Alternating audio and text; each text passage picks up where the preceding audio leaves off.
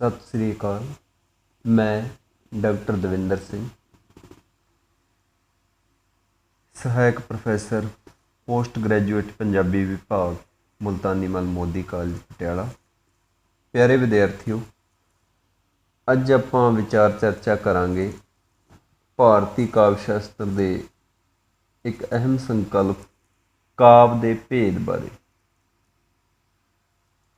ਭਾਰਤੀ ਕਾਵਿ ਸ਼ਾਸਤਰ ਵਿੱਚ ਕਾਵਿ ਦਾ ਅਰਥ ਕੇਵਲ ਕਵਿਤਾ ਜਾਂ ਛੰਦਬੱਧ ਰਚਨਾ ਨਹੀਂ, ਸਗੋਂ ਇਸ ਵਿੱਚ ਸਮੁੱਚੀ ਸ਼ਬਦ ਕਲਾ ਨੂੰ ਸ਼ਾਮਲ ਸਮਝਿਆ ਜਾਂਦਾ ਹੈ। ਭਾਵ ਕਵਿਤਾ, ਨਾਟਕ, ਮਹਾਂਕਾਵਿ, ਗਦ, ਪਦ ਅਤੇ ਚੰਪੂ ਆਦਿ ਕਾਵਿ ਜਾਂ ਸਾਹਿਤ ਦੇ ਸਮੁੱਚੇ ਭੇਦ ਉਪਭੇਦ ਕਾਵਿ ਵਿੱਚ ਸ਼ਾਮਲ ਹਨ। ਅੱਜ ਕੱਲ੍ਹ ਦੇ ਢੰਗ ਅਨੁਸਾਰ ਅਸੀਂ ਇਹ ਵੀ ਕਹਿ ਸਕਦੇ ਹਾਂ ਕਿ ਸਾਹਿਤ ਦੇ ਸਾਰੇ ਰੂਪ ਕਾਵਿ ਦੇ ਵਿੱਚ ਸ਼ਾਮਲ ਹੁੰਦੇ ਹਨ। ਅਤੇ ਹੁਣ ਗੱਲ ਕਰੀਏ ਕਾਵਿ ਦੇ ਭੇਦ ਬਾਰੇ। ਭਾਰਤੀ ਆਚਾਰੀਆਂ ਨੇ ਕਾਵਿ ਦੇ ਭੇਦਾਂ ਉਪਭੇਦਾਂ ਨੂੰ ਮੁੱਖ ਤੌਰ 'ਤੇ 3 ਭਾਗਾਂ ਵਿੱਚ ਵੰਡਿਆ। ਪਹਿਲਾ ਹੈ ਕਾਵਿ ਦੇ ਬਾਹਰੀ ਰੂਪ ਦੇ ਆਧਾਰ 'ਤੇ, ਅਤੇ ਦੂਸਰਾ ਕਾਵਿ ਦੇ ਅਰਥ ਦੇ ਆਧਾਰ 'ਤੇ, ਅਤੇ ਤੀਸਰਾ ਹੈ ਕਾਵਿ ਦੀ ਭਾਸ਼ਾ ਦੇ ਆਧਾਰ 'ਤੇ। ਸਭ ਤੋਂ ਪਹਿਲਾਂ ਆਪਾਂ ਗੱਲ ਕਰਾਂਗੇ ਕਾਵਿ ਦੇ ਬਾਹਰੀ ਰੂਪ ਦੇ ਆਧਾਰ 'ਤੇ ਕਾਵਿ ਦੇ ਭੇਦਾਂ ਬਾਰੇ। ਅਤੇ ਕਾਵਿ ਦੇ ਬਾਹਰੀ ਰੂਪ ਦੇ ਆਧਾਰ 'ਤੇ ਵੱਖ-ਵੱਖ ਆਚਾਰੀਆਂ ਨੇ ਕਾਵਿ ਨੂੰ ਵੰਡਿਆ ਹੈ, ਅਤੇ ਇਸ ਦੇ ਵਿੱਚ ਅਸੀਂ ਸਾਹਿਤਯ ਦਰਪਣ ਦੇ ਲੇਖਕ ਆਚਾਰੀਆ ਵਿਸ਼ਵਨਾਥ ਨੇ ਜੋ ਕਾਵਿ ਦੀ ਵੰਡ ਕੀਤੀ ਹੈ ਕਾਵਿ ਦੇ ਬਾਹਰੀ ਰੂਪ ਦੇ ਆਧਾਰ 'ਤੇ, ਉਸ ਨੂੰ ਆਧਾਰ ਬਣਾ ਕੇ ਚਰਚਾ ਕਰਾਂਗੇ। ਬਾਕੀ ਆਚਾਰੀਆਂ ਨੇ ਵੀ ਲਗਭਗ ਥੋੜ੍ਹੇ ਬਹੁਤੇ ਫਰਕ ਨਾਲ ਕਾਵਿ ਦੇ ਬਾਹਰੀ ਰੂਪ ਨੂੰ ਜਾਂ ਬਾਹਰੀ ਰੂਪ ਦੇ ਆਧਾਰ 'ਤੇ ਜੋ ਕਾਵਿ ਦੇ ਭੇਦ ਦੱਸੇ ਹਨ ਉਹ ਇਸ ਦੇ ਵਿੱਚ ਹੀ ਆ ਜਾਂਦੇ ਹਨ। ਕਾਵਿ ਨੂੰ ਪਹਿਲਾਂ 2 ਭਾਗਾਂ 'ਚ ਵੰਡਿਆ ਜਾਂਦਾ ਹੈ, ਦ੍ਰਿਸ਼ ਕਾਵਿ ਅਤੇ ਸ਼੍ਰਵ ਕਾਵਿ। ਦ੍ਰਿਸ਼ ਕਾਵਿ ਦਾ ਭਾਵ ਹੈ ਦੇਖਣ ਯੋਗ, ਜਿਵੇਂ ਨਾਟਕ ਅਤੇ ਰੂਪਕ ਆਦਿ ਕਾਵਿ ਰੂਪ ਨੇ ਜਾਂ ਸਾਹਿਤ ਰੂਪ ਨੇ। ਇਹ ਦ੍ਰਿਸ਼ ਕਾਵਿ ਦੇ ਘੇਰੇ 'ਚ ਆਉਂਦੇ ਹਨ, ਜਿਨ੍ਹਾਂ ਨੂੰ ਅਭਿਨੈ ਦੁਆਰਾ ਸਟੇਜ ਦੇ ਉੱਤੇ ਜਾਂ ਮੰਚ ਦੇ ਉੱਤੇ ਪੇਸ਼ ਕੀਤਾ ਜਾਂਦਾ ਹੈ।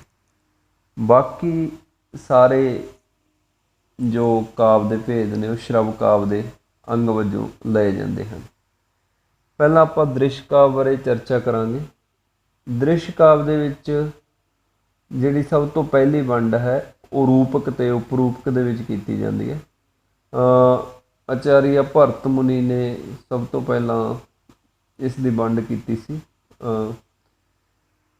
ਉਸ ਤੋਂ ਬਾਅਦ ਜਿਵੇਂ ਕਿ ਆਪਾਂ ਉੱਪਰ ਲਿਖਿਆ ਵੀ ਆਚਾਰੀਆ ਵਿਸ਼ਵਨਾਥ ਦੇ ਅਨੁਸਾਰ ਰੂਪਕ ਦੇ ਵਿੱਚ ਨਾਟਕ ਆਦਿ ਆ ਜਾਂਦੇ ਹਨ, ਜਿਸ ਦੇ ਅੱਗੋਂ 10 ਭੇਦ ਹਨ, ਅਤੇ ਉਪਰੂਪਕ ਦੇ ਵਿੱਚ ਨਾਟਿਕਾ ਆਦਿ ਆ ਜਾਂਦੇ ਹਨ, ਜਿਸ ਦੇ ਅੱਗੇ ਉਹ 18 ਭੇਦ ਹਨ। ਅਤੇ ਦ੍ਰਿਸ਼ ਕਾਵਿ ਪ੍ਰਮੁੱਖ ਤੌਰ 'ਤੇ ਨਾਟਕ ਨਾਲ ਜਾਂ ਮੰਚ ਨਾਲ ਜੁੜਿਆ ਹੋਇਆ ਸਾਰਾ ਜੋ ਸਾਹਿਤ ਹੁੰਦਾ ਹੈ ਉਹ ਦ੍ਰਿਸ਼ ਕਾਵਿ ਦੇ ਘੇਰੇ ਵਿੱਚ ਆਉਂਦਾ ਹੈ। ਇਸੇ ਤਰ੍ਹਾਂ ਸ਼੍ਰਵ ਕਾਵਿ ਦੇ ਵਿੱਚ ਪ੍ਰਮੁੱਖ ਤੌਰ 'ਤੇ ਜੋ ਹਨ 3 ਭਾਗਾਂ ਦੇ ਵਿੱਚ ਸ਼੍ਰਵ ਕਾਵਿ ਨੂੰ ਵੰਡਿਆ ਜਾਂਦਾ ਹੈ, ਗਦ, ਪਦ ਅਤੇ ਮਿਸ਼ਰਤ। ਗਦ ਦੇ ਵਿੱਚ ਪ੍ਰਮੁੱਖ ਤੌਰ 'ਤੇ ਕਥਾ ਅਤੇ ਅਖਾਇਕਾ 2 ਜੋ ਗਦ ਤੋਂ ਭਾਵ ਅੱਜ ਕੱਲ੍ਹ ਅਸੀਂ ਵਾਰਤਕ ਵੀ ਕਹਿ ਸਕਦੇ ਹਾਂ, ਅਤੇ ਇਸ ਦੇ ਉਪਭੇਦਾਂ ਦੇ ਵਿੱਚ ਕਥਾ ਅਤੇ ਅਖਾਇਕਾ 2 ਉਪਭੇਦ ਹਨ, ਜਿਨ੍ਹਾਂ ਨੂੰ ਗਦ ਦੇ ਅੰਤਰਗਤ ਰੱਖਿਆ ਜਾਂਦਾ ਹੈ। ਇਸ ਤੋਂ ਇਲਾਵਾ ਪਦ ਦੇ ਵਿੱਚ ਅੱਗੇ ਇਸ ਦੇ ਪ੍ਰਮੁੱਖ ਤੌਰ 'ਤੇ 2 ਭਾਗ ਕੀਤੇ ਜਾਂਦੇ ਹਨ, ਜਿਨ੍ਹਾਂ ਨੂੰ ਅਨਿਬੱਧ ਕਾਵਿ ਅਤੇ ਪ੍ਰਬੰਧ ਕਾਵਿ ਕਿਹਾ ਜਾਂਦਾ ਹੈ। ਅਨਿਬੱਧ ਕਾਵਿ ਨੂੰ ਆਮ ਤੌਰ 'ਤੇ ਮੁਕਤਕ ਕਾਵਿ ਵੀ ਕਹਿ ਦਿੱਤਾ ਜਾਂਦਾ ਹੈ। ਜਿਸ ਕਾਵਿ ਵਿੱਚ ਕੋਈ ਸੁਨਿਯੋਜਿਤ ਕਥਾ ਬੰਦ ਨਹੀਂ ਹੁੰਦਾ ਉਸ ਨੂੰ ਅਨੁਬੱਧ ਕਾਵਿ ਕਿਹਾ ਜਾਂਦਾ ਹੈ। ਸਧਾਰਨ ਤੌਰ 'ਤੇ ਇਸ ਨੂੰ ਮੁਕਤਵ ਕਾਵਿ ਕਿਹਾ ਜਾਂਦਾ ਹੈ। ਭਾਵ ਜਿਸ ਕਾਵਿ ਦੇ ਵਿੱਚ ਕੋਈ ਕਥਾ ਨਾ ਹੋਵੇ, ਜਿਵੇਂ ਕੋਈ ਇੱਕ ਸ਼ਲੋਕ ਹੋਵੇ ਜਾਂ ਅੱਜ ਕੱਲ੍ਹ ਦੇ ਹਿਸਾਬ ਨਾਲ ਕੋਈ ਨਿੱਕੀ ਕਵਿਤਾ ਹੋਵੇ, ਉਹ ਅਨੁਬੱਧ ਕਾਵਿ ਜਾਂ ਮੁਕਤਕ ਕਾਵਿ ਦੇ ਘੇਰੇ ਦੇ ਵਿੱਚ ਆਏਗੀ। ਅਤੇ ਦੂਸਰਾ ਪਦ ਕਾਵਿ ਦਾ ਜੋ ਭੇਦ ਹੈ ਉਹ ਹੈ ਪ੍ਰਬੰਧ ਕਾਵਿ। ਪ੍ਰਬੰਧ ਕਾਵਿ ਦੇ ਅੱਗੇ ਦੋ ਭਾਗ ਹਨ, ਮਹਾਂਕਾਵਿ ਅਤੇ ਖੰਡ ਕਾਵਿ। ਅਤੇ ਮਹਾਂਕਾਵਿ ਉਸ ਨੂੰ ਕਹਿੰਦੇ ਹਨ ਵੀ ਜਿਸ ਕਾਵਿ ਵਿੱਚ ਕੋਈ ਸੁਨਿਯੋਜਿਤ ਲੰਬੀ ਕਥਾ ਹੋਵੇ, ਉਸ ਨੂੰ ਪ੍ਰਬੰਧ ਕਾਵਿ ਕਹਿੰਦੇ ਹਨ। ਅਤੇ ਮਹਾਂਕਾਵਿ ਅਤੇ ਖੰਡ ਕਾਵਿ ਇਸ ਦੇ ਦੋ ਭੇਦ ਹਨ। ਮਹਾਂਕਾਵਿ ਬੜੇ ਵਿਸਥਾਰ ਵਾਲਾ ਹੁੰਦਾ ਹੈ ਅਤੇ ਇਸ ਦੀ ਵੰਡ ਸਰਗਾਂ ਵਿੱਚ ਹੁੰਦੀ ਹੈ। ਜਿਵੇਂ ਰਾਮਾਇਣ ਅਤੇ ਮਹਾਂਭਾਰਤ ਮਹਾਂਕਾਵਿ ਦੀਆਂ ਪ੍ਰਮੁੱਖ ਉਦਾਹਰਨਾਂ ਹਨ। ਹੋਰ ਵੀ ਬਹੁਤ ਸਾਰੇ ਮਹਾਂਕਾਵਿ ਲਿਖੇ ਗਏ ਅਤੇ ਇਸ ਦੇ ਜਿਹੜੇ ਗੁਣ ਨੇ ਵੈਸੇ ਕਾਫੀ ਵਿਸਥਾਰ ਦੇ ਵਿੱਚ ਇਹਨਾਂ ਦਾ ਵਿਸ਼ਲੇਸ਼ਣ ਕੀਤਾ ਜਾਂਦਾ, ਪਰ ਇਹਦੀ ਜਿਹੜੀ ਪ੍ਰਮੁੱਖ ਪਛਾਣ ਹੈ ਉਹ ਇਹ ਹੈ ਕਿ ਇਹ ਵਿਸਥਾਰ ਵਾਲਾ ਹੁੰਦਾ ਹੈ ਅਤੇ ਇਸ ਦੀ ਵੰਡ ਸਰਗਾਂ 'ਚ ਹੁੰਦੀ ਹੈ। ਸਰਗਾਂ ਤੋਂ ਭਾਵ ਅਧਿਆਇ ਦੇ ਵਿੱਚ ਇਸ ਨੂੰ ਵੰਡਿਆ ਜਾਂਦਾ। ਅਤੇ ਪ੍ਰਬੰਧ ਕਾਵਿ ਦਾ ਜਿਹੜਾ ਦੂਸਰਾ ਭੇਦ ਹੈ ਉਹ ਹੈਗਾ ਖੰਡ ਕਾਵਿ। ਖੰਡ ਕਾਵਿ ਦਾ ਸਰੂਪ ਤਾਂ ਮਹਾਂਕਾਵਿ ਵਾਲਾ ਹੀ ਹੁੰਦਾ। ਅਸਲ ਵਿੱਚ ਇਹ ਮਹਾਂਕਾਵਿ ਦੇ ਕਿਸੇ ਇੱਕ ਅੰਸ਼ ਦਾ ਅਨੁਸਰਨ ਕਰਨ ਵਾਲਾ ਹੁੰਦਾ। ਵੀ ਜਿਵੇਂ ਮਹਾਂਕਾਵਿ ਦੇ ਵਿੱਚ ਬਹੁਤ ਸਾਰੀਆਂ ਕਹਾਣੀਆਂ ਹੁੰਦੀਆਂ ਨੇ, ਪਰ ਜੋ ਖੰਡ ਕਾਵਿ ਹੈ ਉਸ ਦੀ ਕਿਸੇ ਇੱਕ ਕਹਾਣੀ ਨੂੰ ਜਾਂ ਕਿਸੇ ਇੱਕ ਭਾਗ ਨੂੰ ਖੰਡ ਕਾਵਿ ਦੇ ਵਿੱਚ ਪੇਸ਼ ਕੀਤਾ ਜਾਂਦਾ। ਅਤੇ ਤੀਸਰਾ ਇਸ ਦਾ ਜੋ ਭੇਦ ਹੈ ਪਦ ਕਾਵਿ ਦਾ, ਉਹ ਹੈ ਚੰਪੂ। ਚੰਪੂ ਗਦ ਅਤੇ ਪਦ ਵਾਲੀ ਮਿਸ਼ਰਤ ਕਿਰਤ ਨੂੰ ਕਿਹਾ ਜਾਂਦਾ ਹੈ। ਭਾਵ ਜਿਸ ਵਿੱਚ ਗਦ ਦੀ ਵੀ ਵਰਤੋਂ ਕੀਤੀ ਜਾਂਦੀ ਹੈ ਅਤੇ ਪਦ ਦੀ ਵੀ ਵਰਤੋਂ ਕੀਤੀ ਜਾਂਦੀ ਹੈ। ਵਿਸ਼ਵਨਾਥ ਅਨੁਸਾਰ ਵਿਰਧ ਅਤੇ ਕਰੰਬਕ ਇਸ ਦੇ ਦੋ ਭੇਦ ਹਨ। ਇਸ ਵਿੱਚ ਕਿਸੇ ਰਾਜਾ ਦੀ ਪ੍ਰਸ਼ੰਸਾ ਜਾਂ ਉਸਤਤੀ ਕੀਤੀ ਜਾਂਦੀ ਹੈ ਵਿਰਧ ਦੇ ਵਿੱਚ, ਅਤੇ ਕਰੰਬਕ ਦੇ ਵਿੱਚ ਵੀ ਲਗਭਗ ਇਹੀ ਹੁੰਦਾ ਹੈ। ਇਸ ਤਰ੍ਹਾਂ ਅਸੀਂ ਦੇਖਦੇ ਹਾਂ ਕਿ ਪਦ ਕਾਵਿ ਨੂੰ ਸ਼ਰਵ ਕਾਵਿ ਨੂੰ ਅੱਗੇ ਜਿਹੜੇ ਪ੍ਰਮੁੱਖ ਤਿੰਨ ਭਾਗਾਂ 'ਚ ਵੰਡਿਆ ਜਾਂਦਾ, ਗਦ ਪਦ ਅਤੇ ਮਿਸ਼ਰਤ। ਇਹਨਾਂ ਨੂੰ ਅੱਗੇ ਇਹਨਾਂ ਦੇ ਉਪਭਾਗ ਨੇ। ਅਤੇ ਇਸ ਤਰ੍ਹਾਂ ਆਚਾਰੀਆਂ ਨੇ ਕਾਵਿ ਦੇ ਬਾਹਰੀ ਰੂਪ ਦੇ ਆਧਾਰ 'ਤੇ ਕਾਵਿ ਦੇ ਭੇਦਾਂ ਦਾ ਵਰਣਨ ਕੀਤਾ ਹੈ। ਜਿਹੜੀ ਵੰਡ ਬਾਰੇ ਅਸੀਂ ਜ਼ਿਕਰ ਕੀਤਾ ਹੈ ਇਹ ਪ੍ਰਮੁੱਖ ਤੌਰ 'ਤੇ ਆਚਾਰੀਆ ਵਿਸ਼ਵਨਾਥ ਨੇ ਜੋ ਵੰਡ ਕੀਤੀ ਹੈ ਉਸ ਦਾ। ਅਤੇ ਆਚਾਰੀਆ ਦੰਡੀ ਨੇ ਵੀ ਇਸ ਤਰ੍ਹਾਂ ਹੀ ਵੰਡ ਕੀਤੀ ਹੈ। ਉਹਨਾਂ ਅਨੁਸਾਰ ਗਦ ਕਾਵਿ, ਪਦ ਕਾਵਿ ਅਤੇ ਗਦ ਪਦਮੈ ਦਾ ਮਤਲਬ ਹੈ ਮਿਸ਼ਰਤ ਕਾਵਿ। ਅਤੇ ਦੰਡੀ ਅਨੁਸਾਰ ਜੋ ਗਦ ਕਾਵਿ ਹੈ ਉਸ ਦੇ ਉਪਭੇਦ ਜੋ ਨੇ ਕਥਾ ਅਤੇ ਅਖਾਇਕਾ ਨੇ। ਅਤੇ ਇਹ ਵਿਚਾਰ ਵੀ ਸੰਸਕ੍ਰਿਤ ਦੇ ਆਚਾਰੀਆਂ ਦੇ ਵਿੱਚ ਬਹੁਤ ਪ੍ਰਚਲਿਤ ਹੈ ਕਿ ਗਦ ਕਾਵਿ ਕਵੀਆਂ ਦੇ ਕਵਿਤਵ ਦੀ ਕਸਵੱਟੀ ਹੁੰਦੀ ਹੈ। ਭਾਵ ਕਿਸੇ ਕਵੀ ਦੀ ਜਿਹੜੀ ਪਰਖ ਹੈ ਉਹ ਗਦ ਲਿਖਣ ਦੇ ਵਿੱਚ ਹੀ ਹੁੰਦੀ ਹੈ। ਅਤੇ ਇਸ ਤੋਂ ਇਲਾਵਾ ਅਗਨੀ ਪੁਰਾਣ ਦੇ ਕਰਤਾ ਅਨੁਸਾਰ ਚੂਰਨਕ, ਉਤਕਲਕਾ ਅਤੇ ਵ੍ਰਿਤਗੰਧੀ ਅਤੇ ਅਖਾਇਕਾ, ਕਥਾ, ਖੰਡ ਕਥਾ, ਪਰੀ ਕਥਾ, ਕਥਾਨਕ ਕਥਾ, ਇਸ ਤਰ੍ਹਾਂ ਉਹਨਾਂ ਨੇ ਗਦ ਕਾਵਿ ਦੀ ਵੰਡ ਕੀਤੀ ਹੈ। ਅਤੇ ਇਹ ਸੀ ਆਚਾਰੀਆ ਅਨੁਸਾਰ ਕਾਵਿ ਦੇ ਬਾਹਰੀ ਰੂਪ ਦੇ ਆਧਾਰ 'ਤੇ ਕਾਵਿ ਦੇ ਭੇਦ। ਅਰਥ ਦੇ ਆਧਾਰ 'ਤੇ ਕਾਵਿ ਦੇ ਭੇਦ। ਕਾਵਿ ਦੇ ਭੇਦਾਂ ਦੀ ਇੱਕ ਵੰਡ ਅਰਥ ਦੇ ਆਧਾਰ 'ਤੇ ਵੀ ਕੀਤੀ ਗਈ ਹੈ। ਭਾਰਤੀ ਕਾਵਿ ਸ਼ਾਸਤਰ ਅਤੇ ਧੁਨੀ ਸੰਪਰਦਾਇ ਦੇ ਆਚਾਰੀਆ ਆਨੰਦਵਰਧਨ ਨੇ ਅਰਥ ਦੇ ਆਧਾਰ 'ਤੇ ਕਾਵਿ ਦੇ ਭੇਦਾਂ ਦਾ ਵਰਗੀਕਰਨ ਕੀਤਾ ਹੈ। ਉਹਨਾਂ ਅਨੁਸਾਰ ਕਾਵਿ ਅਰਥ ਦੇ ਆਧਾਰ ਤੇ ਵਾਚਿਆ ਤੇ ਪ੍ਰਤੀਮਾਨ ਦੋ ਤਰ੍ਹਾਂ ਦਾ ਹੁੰਦਾ ਹੈ। ਤੇ ਇਹਨਾਂ ਦੋਹਾਂ ਅਰਥਾਂ ਦੀ ਪ੍ਰਧਾਨਤਾ ਅਥਵਾ ਅਪ੍ਰਧਾਨਤਾ ਦੇ ਆਧਾਰ ਤੇ ਧੁਨੀਵਾਦੀ ਆਚਾਰੀਆਂ ਨੇ ਧੁਨੀ ਕਾਵ, ਗੁਣੀਭੂਤ ਵਿਅੰਗ ਕਾਵ, ਚਿੱਤਰ ਕਾਵ ਦੇ ਰੂਪ ਵਿੱਚ ਕਾਵ ਦੇ ਤਿੰਨ ਭੇਦ ਕੀਤੇ ਹਨ। ਤੇ ਮੰਮਟ ਨੇ ਇਸ ਦਾ ਅਨੁਸਰਣ ਕਰਦੇ ਹੋਏ ਜਾਂ ਇਸ ਨੂੰ ਆਧਾਰ ਬਣਾਉਂਦੇ ਹੋਏ ਕਾਵ ਦੇ ਤਿੰਨ ਭੇਦ ਕੀਤੇ ਹਨ: ਉੱਤਮ, ਮੱਧਮ, ਅਵਰ ਜਾਂ ਅਦਮ। ਤੇ ਉਹਨਾਂ ਨੇ ਇਹ ਜੋ ਆਧਾਰ ਬਣਾਇਆ ਹੈ ਕਾਵ ਦੇ ਭੇਦਾਂ ਦਾ, ਉਹ ਵਿਅੰਜਨਾ ਸ਼ਕਤੀ ਨੂੰ ਮੁੱਖ ਰੱਖ ਕੇ ਬਣਾਇਆ ਹੈ। ਇਹ ਜੋ ਕਾਵ ਦੇ ਭੇਦ ਹਨ, ਇਹ ਪ੍ਰਮੁੱਖ ਤੌਰ 'ਤੇ ਧੁਨੀ ਕਾਵ ਦੇ ਆਚਾਰੀਆਂ ਨੇ ਦਿੱਤੇ ਹਨ। ਤਾਂ ਸਭ ਤੋਂ ਪਹਿਲਾਂ ਸਾਡੇ ਲਈ ਇਹ ਜਾਣਨਾ ਜ਼ਰੂਰੀ ਹੈ ਕਿ ਧੁਨੀ ਕੀ ਹੈ। ਧੁਨੀ ਤੋਂ ਭਾਵ ਹੈ ਵੀ ਵਾਚਿਆ ਅਰਥ ਦੀ ਥਾਂ ਵਿਅੰਗ ਅਰਥ ਨੂੰ ਅਭਿਵਿਅਕਤ ਕਰਨ ਵਾਲੇ ਅਰਥ ਲਈ ਧੁਨੀ ਸ਼ਬਦ ਦਾ ਪ੍ਰਯੋਗ ਕੀਤਾ ਜਾਂਦਾ ਹੈ। ਮਤਲਬ ਸਧਾਰਨ ਅਰਥਾਂ ਦੀ ਥਾਂ ਜਦੋਂ ਸਾਹਿਤ ਦੇ ਵਿੱਚ ਕੋਈ ਵਿਅੰਗ ਅਰਥ ਜਾਂ ਛੁਪਿਆ ਅਰਥ ਜਾਂ ਟੇਢਾ ਅਰਥ ਪੈਦਾ ਹੋਵੇ ਤਾਂ ਉਸ ਨੂੰ ਧੁਨੀ ਕਿਹਾ ਜਾਂਦਾ ਹੈ।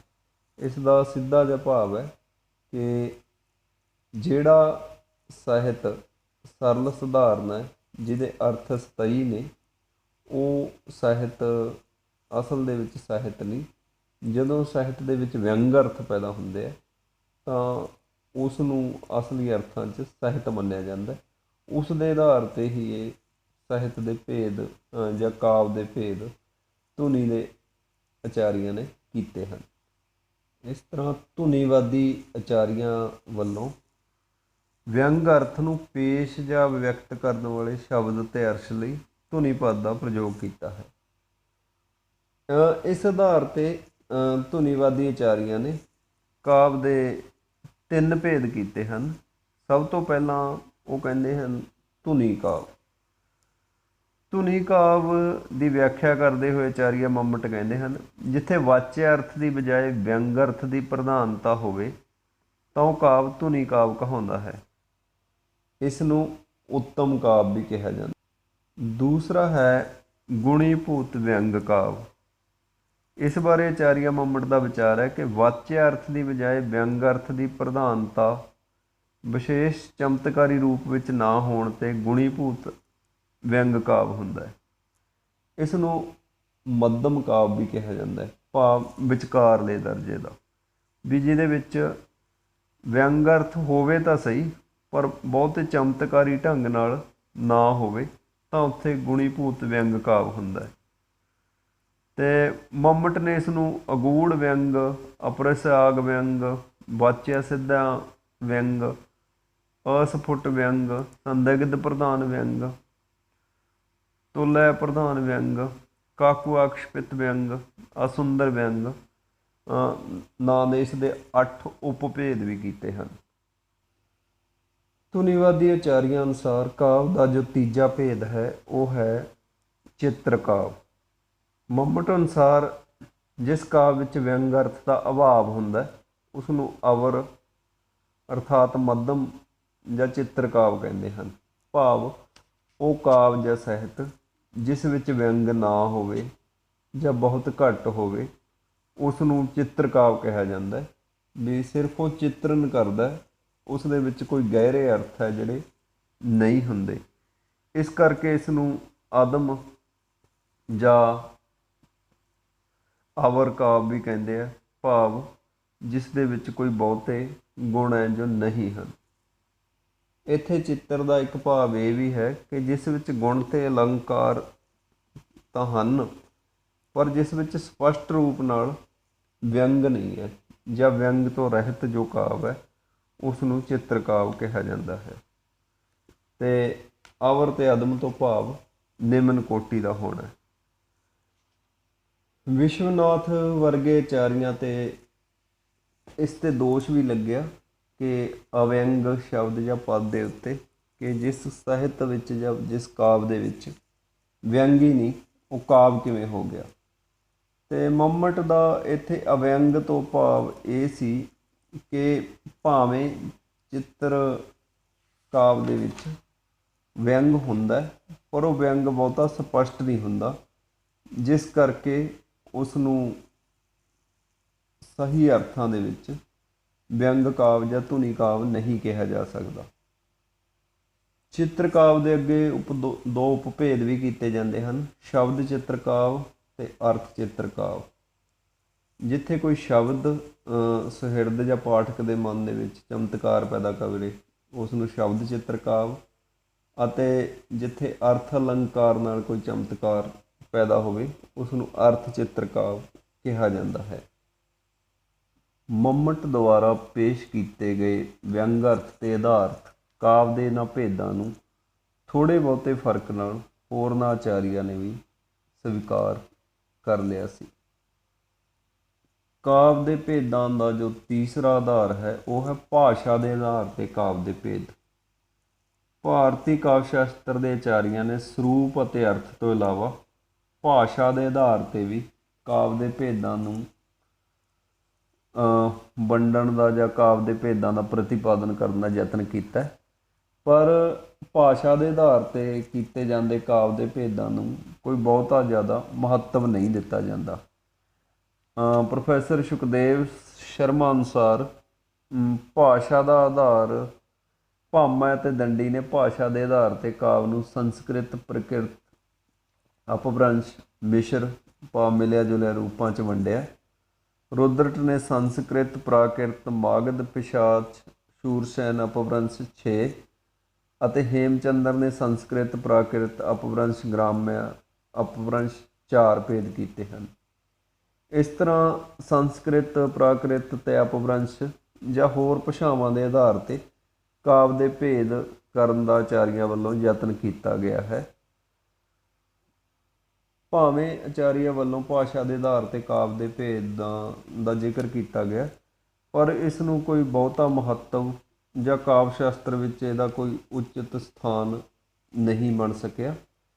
ਇਹ ਆਧਾਰ ਵਿਗਿਆਨਕ ਵੀ ਨਹੀਂ ਜਾਪਦਾ ਅਤੇ ਉਚਿਤ ਵੀ ਨਹੀਂ ਜਾਪਦਾ। ਅਤੇ ਜੇਕਰ ਪੁਰਾਤਨ ਸਮੇਂ ਵਿੱਚ ਜਿਨ੍ਹਾਂ ਭਾਸ਼ਾਵਾਂ 'ਚ ਉਸ ਵੇਲੇ ਵਿਸ਼ਿਸ਼ਟ ਸਾਹਿਤ ਰਚਿਆ ਜਾਂਦਾ ਸੀ ਉਸ ਦੇ ਆਧਾਰ 'ਤੇ ਕਾਵ ਦੇ ਭੇਦ ਬਣਾ ਵੀ ਲਏ ਜਾਣ, ਤਾਂ ਆਧੁਨਿਕ ਯੁੱਗ ਦੇ ਵਿੱਚ ਅਨੇਕਾਂ ਭਾਸ਼ਾਵਾਂ ਦੇ ਕਿਸ ਤਰ੍ਹਾਂ ਭਾਸ਼ਾ ਦੇ ਆਧਾਰ 'ਤੇ ਕਾਵ ਦੇ ਭੇਦ ਕੀਤੇ ਜਾਣਗੇ, ਇਹ ਆਪਣੇ ਆਪ ਦੇ ਵਿੱਚ ਬੜਾ ਉਲਝਣ ਵਾਲਾ ਮਸਲਾ ਹੈ।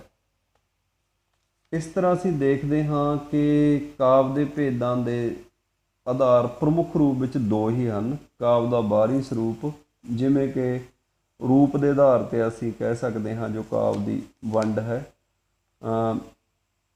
ਜਿਸ ਵਿੱਚ ਗਦ ਪਦ ਅਤੇ ਮਿਸ਼ਰਤ ਰੂਪ ਆ ਜਾਂਦੇ ਹਨ।